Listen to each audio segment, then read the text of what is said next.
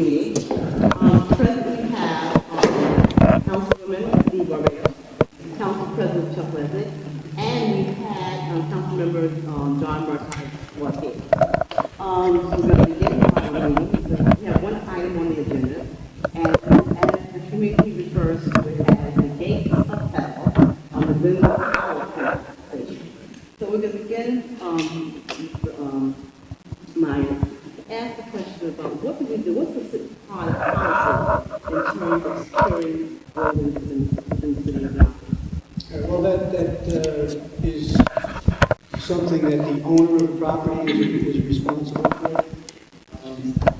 With this particular property, we go back to probably the early 1990s, where we've had problems with access to the property. The owner has always, after being given a violation notice, corrected the problem and had the area secured. The most recent one, we received a complaint from the police commissioner with regards to the property being open and accessible. Because of the past issues with the owner where we in fact have sent notices, yes, the owner is compliant, but we should not be the person that has to remind the owner of things being done. We referred this to the Department of Public Works to have the property secured. I know that they did get in contact with the property owner through DiMaggio, and the owner has, I guess, made some attempts to secure the site. We did inspect it today, and I was talking with Mr. Capolino just outside and told him that the property is still not secure. So we have offered to have our inspector show him the areas that we have found deficient in getting the site secured for at least access. The real solution, I think, is something that was recommended by Commissioner Hartnett, which is that the building should, in fact, that the openings that are accessible should be blocked up to prevent access to the structure itself. We were living on the cement, and I noticed that on Wells Avenue, one of the old buildings that we were on the corner, that corner building, look at it, had a brick put in.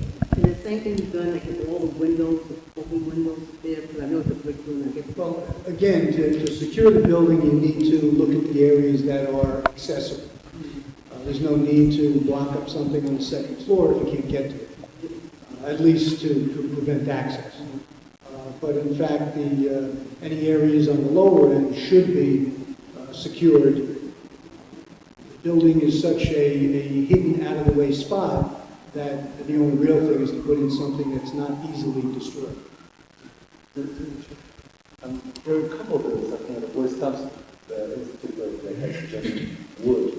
This is a building that has been recommended by the landmarks board for landmarking. So would putting in some sort of masonry or concrete cinder block structure actually destroy the building? I mean, adversely affect that building? I mean, I recognize the need to have security, but you don't want to destroy a landmark in the process of securing the building. Well, I don't think landmark is an issue when it comes to the safety of our children. Well, if it's landmark, maybe it would be better developed. I think it could be adopted and used. You wouldn't have an eyesore that it's in fact a nuisance. You actually have a viable business. I mean, there are different strategies for economic development, but that would be the best way. And we don't want to memorialize this as a tomb and cinder blocks. We want to have a viable business. Through the chair, if I may, I think for the immediacy, we have actually two issues. One, obviously, is what the community felt was going on in that building, which is a police issue, a community issue, and the other is how do we secure our city buildings. And I guess my question is, what prompts, taking the latter part first, what prompts the city to look to secure a building? Do we cite the owners? And you mentioned Boyce Thompson, which has been sold, and we're waiting for the developer to tell us what they're going to do with it. But meanwhile, that building is open, it deteriorates, and I'm sure kids could go in there and you wouldn't know what's going on. So what steps do we take? And do we fine? Do we take people to court, landlords to court if they're not if they're not keeping the property, secure.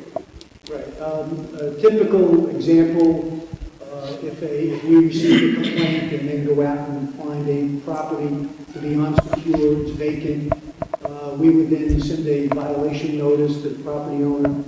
We give the property owner a limited amount of time on a building that may be in dangerous condition, very limited time.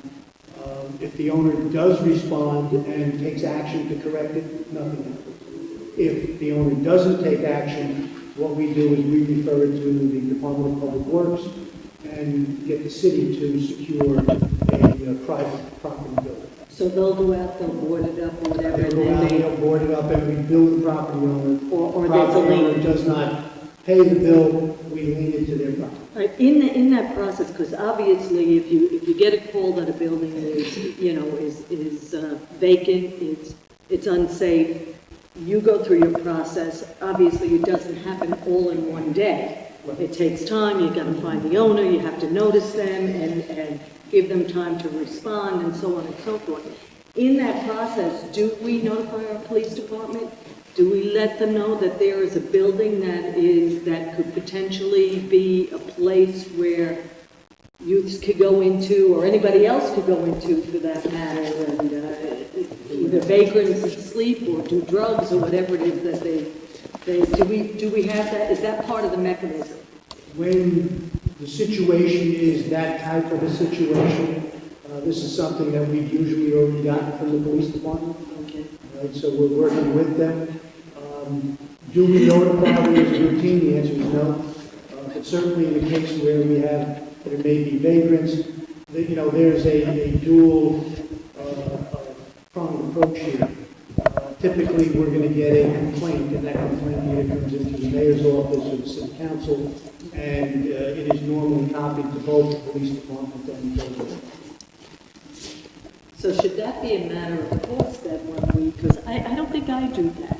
If I get a complaint about a building that's vacant and might be unsafe, and with me, it's been more the issue of maybe a home that the people no longer live in, and we had some incidents of litigation going on, so the building has been vacant. I usually